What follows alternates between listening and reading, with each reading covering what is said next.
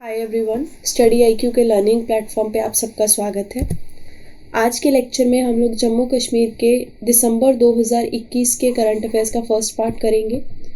मेरा नाम रवनीत कौर है। शुरू करते हैं आज के लेक्चर को। सबसे पहला क्वेश्चन है, आपको बताना है पंडित मदन मोहन मालवीय जी की कौन सी बर्थ एनिवर्सरी JNK में सेलिब्रेट की गई। तो इसका करेक्ट आंसर होगा 160th बर्थ एनिवर्सरी सेलिब्रेट की गई है। अगर पंडित मदन मोहन मालवीय जी के बारे में बात की जाए तो बेसिकली ये आपके नेशनल लीडर थे, एजुकेशनिस्ट भी थे। इनको महामाना का टाइटल दिया गया था महात्मा गांधी जी के द्वारा। इनका जन्म उत्तर प्रदेश में हुआ था, इलाहाबाद में। और इनको कर्म योगी का टाइटल भी दिया गया था हमारे देश के second president of India doctor S Radhakrishnan ji के द्वारा। ठीक है, कर्म योगी का टाइटल भी दिया गया था। इसके अलावा आप ध्यान रखेंगे कि इन्होंने सॉल्ट सत्याग्रह यानी कि सिविल डिसोबीडियंस मूवमेंट में भी पार्टिसिपेट किया था और ये इंपीरियल लेजिस्लेटिव काउंसिल के मेंबर भी रहे लगभग 11 साल तक। और उस टाइम पे मेंबरशिप पाते हुए इन्होंने बहुत सारे इंडियंस के लिए काम किया लेजिस्लेचर में, जैसे कि देवनागरी जो इंट्रोड्यूस की गई थी ब्रिटिश इंडियन कोर्ट में, वो इन्हीं की देन है।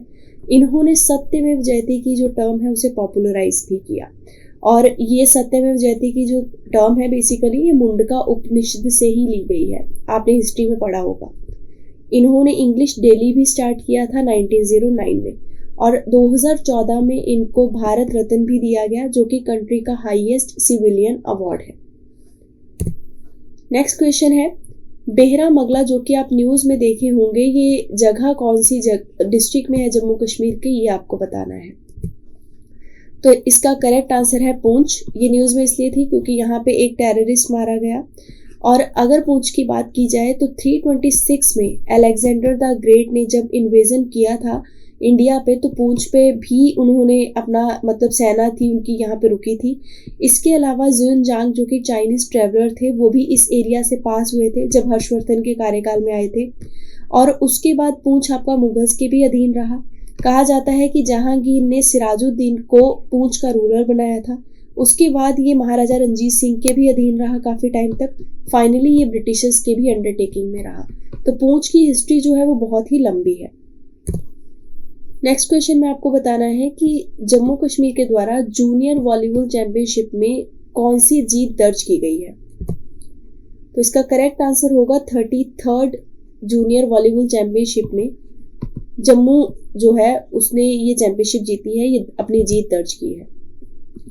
और इस चैंपियनशिप की अगर बात की जाए तो ये कहा गया कि लगभग बॉयज़ की कैटेगरी में 17 डिस्ट्रिक्ट्स ने पार्टिसिपेट किया था जम्मू कश्मीर के, और गर्ल्स की कैटेगरी में 11 डिस्ट्रिक्ट्स ने पार्टिसिपेट किया था। 3 दिन तक ये लगभग चला था और फाइनल जो था वो बॉयज़ की कैटेगरी में अलग खेला गया और गर्ल्स की कैटेगरी में अलग खेला गया। ध्यान रखेंगे बॉयज़ और गर्ल्स दोनों की कैटेगरी में दोनों ही साइड में जूनियर वॉलीबॉल चैंपियनशिप में दोनों ने अच्छा परफॉर्म किया और फाइनली ये 33rd वॉलीबॉल चैंपियनशिप में भी जम्मू जो है वो जीत गया। ठीक है, जम्मू और श्रीनगर के बीच में बेसिकली गर्ल्स में फाइनल हुआ था, ये आप चीज़ ध्यान रख सकते हैं। नेक्स्ट क्वेश्चन आपका साहित्य अकेडमी के बारे में है। गवर्नमेंट ऑफ इंडिया के द्वारा साहित्य अकेडमी को कौन से साल में इनॉग्रेट किया गया था।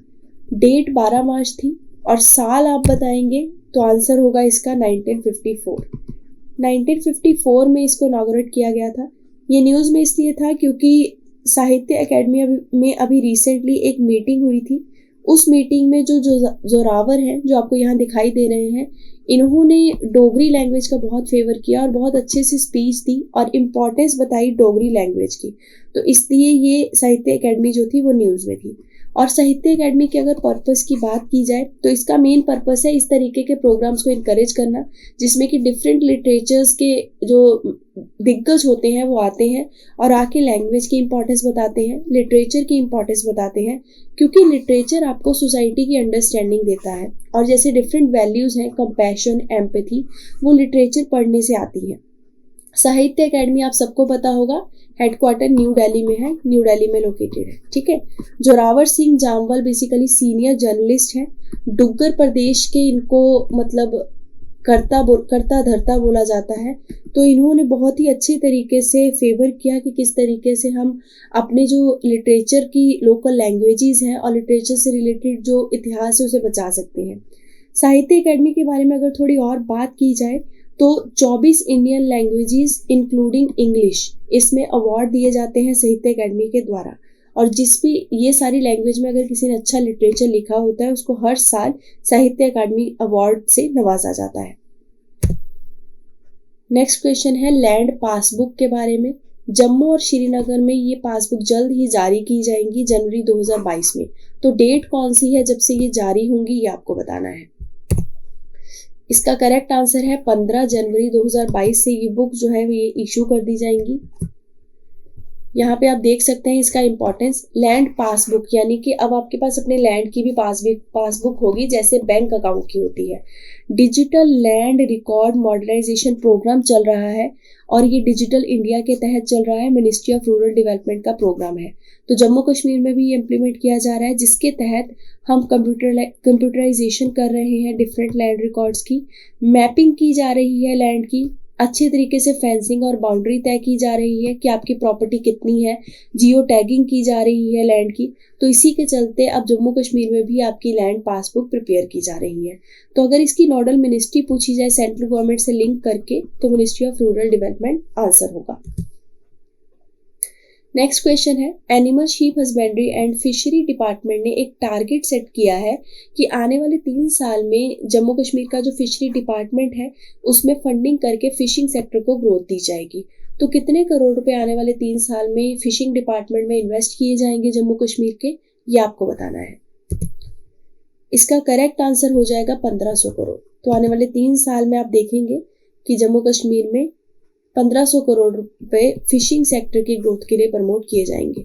और इसके अलावा मिल्क प्रोडक्शन में भी जम्मू कश्मीर अच्छा अपना इकोनॉमिक गेन हासिल कर रहा है और मिल्क की प्रोडक्शन में एनिमल ब्रीडिंग में भी अच्छी इन्वेस्टमेंट आने के चांसेस हैं। ये आपको जो फोटोग्राफ में दिखाई दे रहे हैं ये चीफ सेक्रेटरी हैं।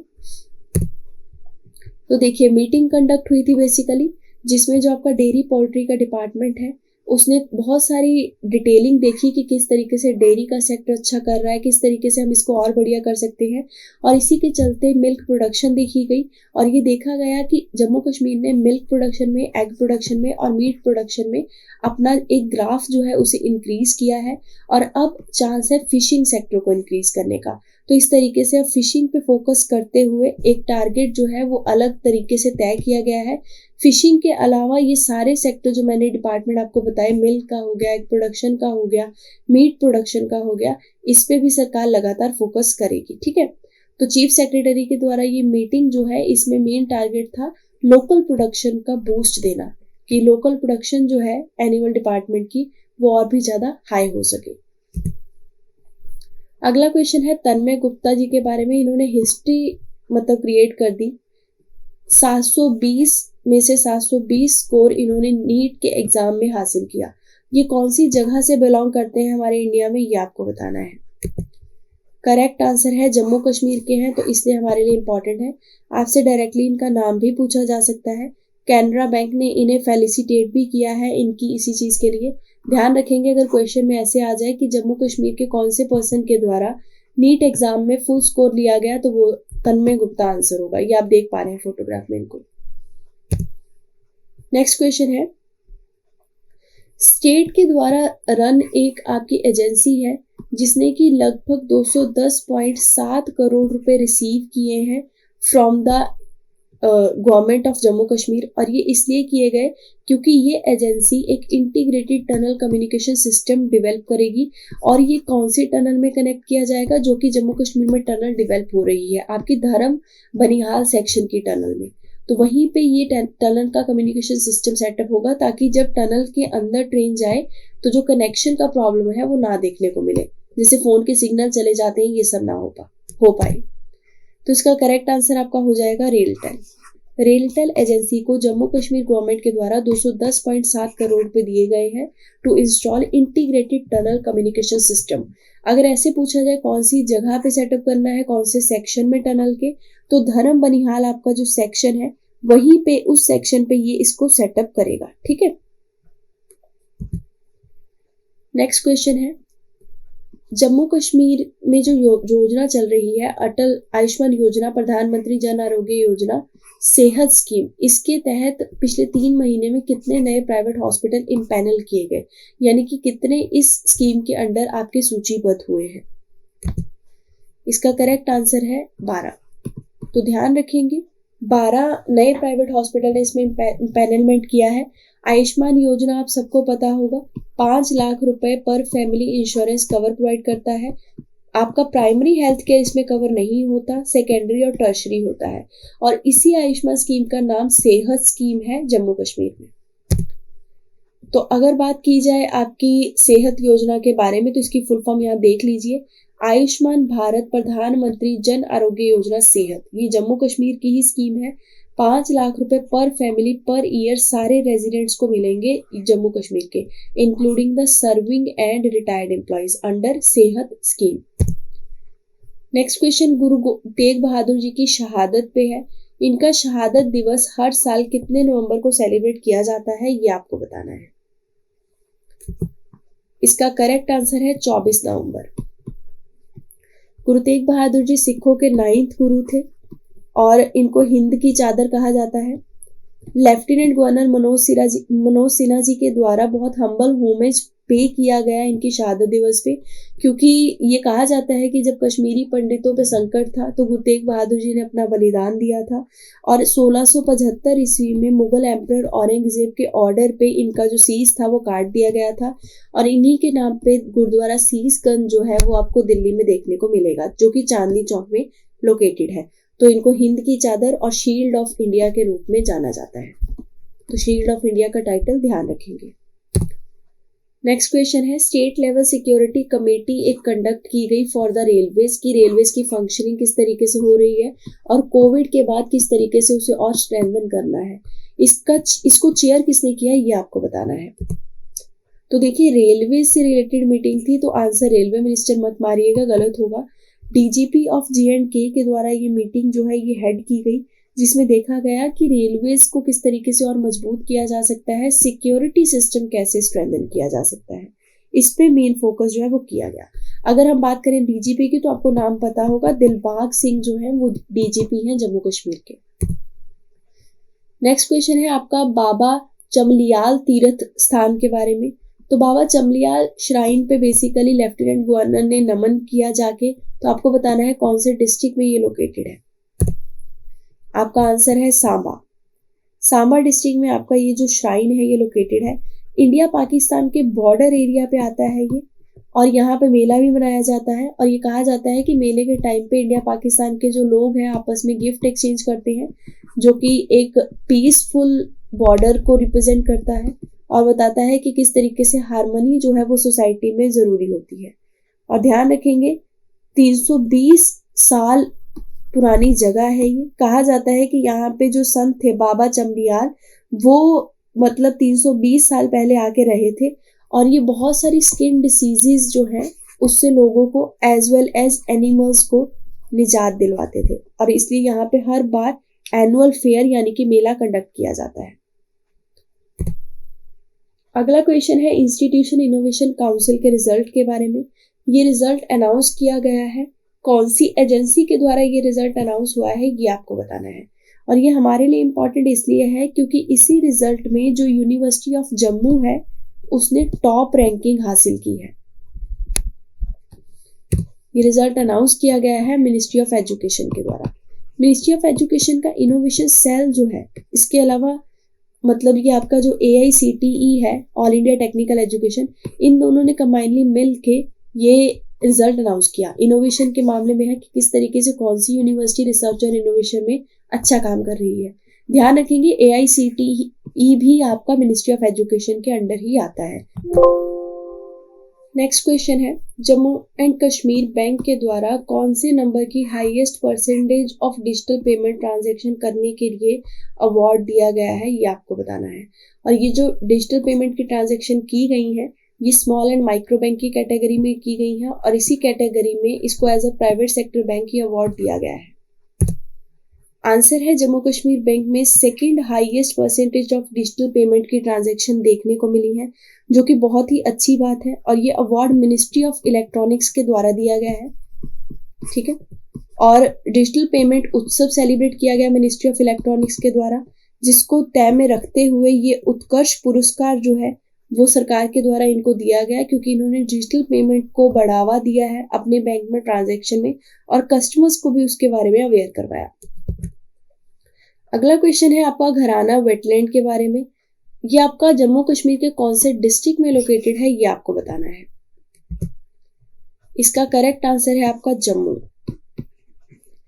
घराना का मीनिंग एक्चुअल में क्या होता है, इसको तोड़ के देखिए, घर प्लस आना, यानी कि वेलकम होम। ये पैराडाइज है माइग्रेटरी बर्ड्स का। और घराना और इसके आसपास के जो वेटलैंड्स हैं जैसे कि मकवाल, अब्दुलिया, आपका परगवाल हो गया, यहाँ पे लगभग हर साल सर्दियों में 20,000 तक माइग्रेटरी बर्ड्स आते हैं। और ये न्यूज़ में इसीलिए था क्योंकि फिर से माइग्रेटरी बर्ड्स यहाँ पे आने शुरू हुए हैं और सरकार से लोगों ने, लोकल्स ने भी दरख्वास्त की है कि इनके मतलब पोचिंग वगैरह को रोकने के लिए और इनकी प्रोटेक्शन के लिए सरकार को ज़्यादा से ज़्यादा काम करना चाहिए। क्योंकि जो मतलब देखने को मिलता है कि जो आसपास के काफ़ी लोगों का एटीट्यूड होता है, लोकल फार्मर्स का स्पेसिफिकली, वो इनके खिलाफ मतलब इन माइग्रेटरी बर्ड्स के लिए ज़्यादा फ्रेंडली नहीं होता, क्योंकि वो इनको थोड़ा अपनी फसलों के लिए थ्रेट मानते हैं। तो इसलिए मतलब काफ़ी जो इन्वायरमेंटलिस्ट हैं, जो लोकल्स हैं, जो कि शुभचिंतक हैं माइग्रेटरी बर्ड्स के, उन्होंने कहा है कि गवर्नमेंट को थोड़ा सा स्ट्रिक्ट होना चाहिए। अगर हम घराना वेटलैंड की बात करें तो ये जम्मू डिस्ट्रिक्ट से लगभग 30 किलोमीटर की दूरी पे है। घराना गांव है जहाँ पे ये वेटलैंड लोकेटेड है। नेक्स्ट क्वेश्चन है स्पीकअप के बारे में। ये न्यूज़ में था तो आपको बताना है कि ये किस चीज़ की टाइप है। सिविल सोसाइटी ऑर्गेनाइजेशन है, न्यूज़ लेटर है, या फिर लोकल इन्वायरमेंट मूवमेंट है। तो इसका करेक्ट आंसर है ये एक तरीके का न्यूज़ लेटर है। ये डेमोक्रेटिक पार्टी जो है जम्मू कश्मीर की, उसका पहला इंटरनल न्यूज़ लेटर है, इसलिए न्यूज़ में था, तो मे भी पूछा जा सकता है। अगला क्वेश्चन आपका है अमन जरी के बारे में। ये पीर पंजाल रीजन के रहने वाले हैं। ये पहले यंगस्टर हैं जो कि इंडिया को हाईएस्ट लेवल ऑफ क्रिकेट में रिप्रेजेंट करेंगे। आपको बताना है कि ये जम्मू कश्मीर के कौन से डिस्ट्रिक्ट से हैं। इंपॉर्टेंट है क्वेश्चन, ध्यान रखेंगे। करेक्ट आंसर है आपका राजौरी। तो अगर ऐसे क्वेश्चन आए कि राजौरी के अमन जरी जो है वो कौन से खेल से संबंधित है, तो क्रिकेट से संबंधित है। बेसिकली जो अंडर 19 में 4 नेशन कप होने वाले हैं दुबई में, वहां पे ये अपने देश को रिप्रेजेंट करने जा रहे हैं और जम्मू कश्मीर से ये सबसे छोटे हैं, मतलब एज में अंडर 19 में, जो कि सिलेक्ट हुए हैं डिस्ट्रिक्ट राजौरी से। अगला क्वेश्चन है Jammu Kashmir road maintenance policy के लिए एक कमेटी फॉर्म की गई है कि इस पॉलिसी को कैसे डेवलप किया जाएगा, इसका ड्राफ्ट क्या होगा। इस कमेटी में कितने मेंबर्स हैं टोटल, आपको ये बताना है। इसका करेक्ट आंसर है इसमें टोटल 8 मेंबर हैं। और हेड कौन करेगा कमेटी को, तो यहाँ आप देख सकते हैं चीफ सेक्रेटरी जो है जम्मू कश्मीर के, वो चेयरमैन होंगे। बाकी ये सारे मेंबर्स होंगे, जिसमें कि आपके एडमिनिस्ट्रेटिव सेक्रेटरी होंगे, फाइनेंस डिपार्टमेंट के, पब्लिक वर्क डिपार्टमेंट वाले भी होंगे, चीफ इंजीनियर फिर कुछ होंगे। तो आपको मेनली हेड कौन करेगा वो पता होना चाहिए और टोटल मेंबर कितने हैं ये पता होना चाहिए। नेक्स्ट क्वेश्चन है आपका जम्मू कश्मीर का जो रिवेन्यू डिपार्टमेंट है उसके द्वारा बहुत सारा वॉल्यूमिनस रिवेन्यू रिकॉर्ड जो कि यूटी का है उसको स्कैन किया गया और पब्लिक डोमेन में रखा गया, ताकि पब्लिक भी देख पाए कि किस तरीके से ट्रांसपेरेंसी है रिवेन्यू के कलेक्शन में और रिवेन्यू को यूज करने में लोगों के भलाई के लिए। तो ये कौन सी मतलब एक स्कीम या कौन सी एक आपकी पॉलिसी है जिसके तहत इसको पब्लिक डोमेन में डाला गया, ये आपको बताना है। तो ये इनिशिएटिव का नाम था अपनी जमीन अपनी निगरानी। इसी इनिशिएटिव के चलते जम्मू कश्मीर के रिवेन्यू डिपार्टमेंट ने अपने सारे डाटा को ट्रांसपेरेंट मैनर में पब्लिक डोमेन में रखा, ताकि लोग भी इसको एक्सेस कर सके, क्योंकि लोगों को भी रिवेन्यू रिकॉर्ड के बारे में पता होना चाहिए। और अगर पूछा जाए कि ये लैंड पासबुक, मैंने आपको पीछे पढ़ाया कॉन्सेप्ट लैंड पासबुक का, अगर ऐसे पूछा जाए कि लैंड पासबुक से रिलेटेड और रिवेन्यू रिकॉर्ड से ये जो डाटा था ये कौन कौन सी लैंग्वेज में रिलीज किया गया, तो इंग्लिश, हिंदी और उर्दू, इन 3 लैंग्वेज में डिपार्टमेंट के द्वारा ये डाटा जो है ये पब्लिक डोमेन में रखा गया। नेक्स्ट क्वेश्चन है जम्मू कश्मीर के द्वारा आसपास की जो नेबरिंग स्टेट्स हैं जैसे कि पंजाब हो गया, हरियाणा हो गया, यहाँ पे मिल्क एक्सपोर्ट किया जा रहा है। और इसके लिए IDDS के द्वारा कुछ एडिशनल फंडिंग भी दी गई है जम्मू कश्मीर को। तो कितनी फंडिंग आपकी IDDS के द्वारा जम्मू कश्मीर को दी गई है ये आपको बताना है। IDDS क्या है? यह है इंटीग्रेटेड डेयरी डेवलपमेंट स्कीम। इसी स्कीम ने जम्मू कश्मीर को 20 करोड़ की फंडिंग और दी है ताकि मिल्क का जो प्रोडक्शन है वो और बढ़िया तरीके से जम्मू कश्मीर में हो सके। क्योंकि मैंने आपको पीछे भी बताया कि जम्मू कश्मीर मिल्क प्रोडक्शन में अब धीरे धीरे करके जो सेल्फ सफिशिएंसी है उसको हासिल कर रहा है, सेल्फ रिलायंट बन रहा है, जिसकी वजह से अब मिल्क का सरप्लस हो रहा है और आसपास के स्टेट्स में भी ये मिल्क जो है वो सप्लाई कर रहा है। और आने वाले टाइम में हो सकता है कि फार्मर्स के लिए फिशिंग के अलावा, पोल्ट्री के अलावा मिल्क प्रोडक्शन भी एक अच्छा जरिया साबित हो पाएगा और मिल्क प्रोडक्शन से फार्मर्स को एक ऑल्टरनेटिव लाइवलीहुड अपॉर्चुनिटीज जो है वो दिख पाएंगी। यहाँ पे आप देख सकते हैं ministry of fisheries, animal husbandry and dairying, इसी के अंडर आपका ये इंटीग्रेटेड डेयरी डेवलपमेंट प्रोजेक्ट जो है वो काम करता है, जिसको कि हम इंटीग्रेटेड डेयरी डेवलपमेंट स्कीम के नाम से जानते हैं। इसके तहत होता क्या है, जो दूध देने वाली कैटल है उनको डेवलप किया जाता है, मिल्क प्रोडक्शन इंक्रीज की जाती है। ये इंफ्रास्ट्रक्चर प्रोवाइड करता है जिसके तहत आप मिल्क की मार्केटिंग कर सके, अच्छे तरीके से प्रोसेस कर सके उसे। इसके अलावा एडिशनल एम्प्लॉयमेंट अपॉर्चुनिटीज प्रोवाइड करता है। तो अगर इंटीग्रेटेड डेयरी डेवलपमेंट प्रोजेक्ट की आपसे मिनिस्ट्री पूछी जाए तो ministry of fishery animal husbandry होगी, और अगर पूछा जाए कि इसने जम्मू कश्मीर को कितनी फंडिंग दी तो 20 करोड़ उसका आंसर होगा। ये आपकी जो प्रोजेक्ट है या स्कीम है ये नॉन ऑपरेशन फ्लड, हिली और बैकवर्ड एरियाज के लिए है और इसको 1993 में लॉन्च किया गया था और 100% ग्रांट इसमें आपकी सेंट्रल गवर्नमेंट के द्वारा दी जाती है। स्कीम जो है इसको मॉडिफाई कर दिया गया 2005 में और मॉडिफाई स्कीम का नाम जो था वो बदल के इंटेंसिव डेयरी डेवलपमेंट प्रोग्राम कर दिया गया और अब भी ये देश के हिली डिस्ट्रिक्ट में यानी कि पहाड़ी इलाकों में और कुछ बैकवर्ड एरिया में इम्प्लीमेंट की जाती है, जैसे कि जम्मू कश्मीर में भी अभी ये फंडिंग प्रोवाइड कर रही है। नेक्स्ट क्वेश्चन है, डीजीपी ऑफ जम्मू कश्मीर के द्वारा 91 पुलिस पर्सोनल के फेवर में कुछ गिफ्ट्स प्रोवाइड किए गए, तो आपको बताना है कि लगभग कितने लाख के गिफ्ट जो है retirement gift in 91 lakh police personnel को दिए गए, ये आपको बताना है। इसका करेक्ट आंसर है 91। तो 91 लाख मतलब के जो 91 लाख रुपीस जो है इतने के गिफ्ट 91 पुलिस पर्सोनल को प्रोवाइड किए गए जो कि रिटायर हो रहे थे। ये बेसिकली एक टोकन ऑफ एप्रिसिएशन था जो कि रिटायरमेंट गिफ्ट के रूप में दिया गया by the Jammu and Kashmir police. ये आप देख पा रहे हैं जम्मू कश्मीर के डीजीपी दिलबाग सिंह, और ये उन्हीं को दिया गया है जिन्होंने वॉलंटरी रिटायरमेंट लिया है या फिर सुपर एन्युएशन हुआ है। नेक्स्ट क्वेश्चन में आपको बताना है डायरेक्टर स्कीम्स श्रीनगर के किन्हें अपॉइंट किया गया है रिसेंटली। आंसर है डॉक्टर परवेज कौर, और स्कीम का फुल फॉर्म क्या है ध्यान रखेंगे, शेरे Kashmir institute of medical science. तो ये अब नए उसके डायरेक्टर अपॉइंट हुए हैं। नेक्स्ट क्वेश्चन है, जम्मू कश्मीर बैंक के द्वारा ये बोला गया है कि जल्द ही 30 दिसंबर 2021 से एक नए एमडी और सीईओ जो है वो इंचार्ज लेंगे। तो नए एमडी सीईओ कौन अपॉइंट हुए हैं J&K बैंक के, ये आपको बताना है। इसका करेक्ट आंसर है बलदेव प्रकाश। तो बलदेव प्रकाश ने ये जो मतलब जम्मू एंड कश्मीर बैंक की एमडी की उपाधि है इसे संभाला है। इम्पॉर्टेंट ये भी है कि इन्होंने किसको रिप्लेस किया, तो इनसे पहले जो एमडी थे वो थे RK चिप्पर, इन्होंने इनको रिप्लेस किया। नेक्स्ट क्वेश्चन है, कोल्ड वेव जब आती है उसकी सबसे कोर रिक्वायरमेंट क्या होती है, ये आपको बतानी है। इस कोर रिक्वायरमेंट में जो प्रेशर होता है सरफेस पे वो हाई होना चाहिए, लो होना चाहिए या फिर मीडियम होना चाहिए, जिसकी वजह से कोल्ड वेव फॉर्म होती है। और ये कहाँ फॉर्म होती है, हाई लैटिट्यूड में होती है, सर्दियों में होती है। तो यहाँ ज्योग्राफी का बेसिक कॉन्सेप्ट अगर आप लगाते हैं तो इसका आंसर आ जाएगा, क्योंकि हम जानते हैं सर्दी है तो टेम्परेचर आपका लो होगा और टेम्परेचर लो होने का मतलब प्रेशर हाई प्रेशर पे ही ये डेवलप होगी। तो आंसर होगा ऑप्शन नंबर 2। और कश्मीर में दस्तक इसने दे दी है। इसके अलावा पंजाब का कुछ रीजन, हरियाणा का, हिमाचल प्रदेश का कुछ रीजन, वहां पे भी इसके कहर शुरू हो चुके हैं। कोल्ड वेव जो है वो इंटेंस होती जा रही है। इसी के साथ आपका ये लेक्चर खत्म होता है। अगर आपकी कोई क्वेरी हो तो आप इन कॉन्टेक्ट नंबर्स पे कॉन्टेक्ट कर सकते हैं। पढ़ते रहिए। All the best. Thank you very much.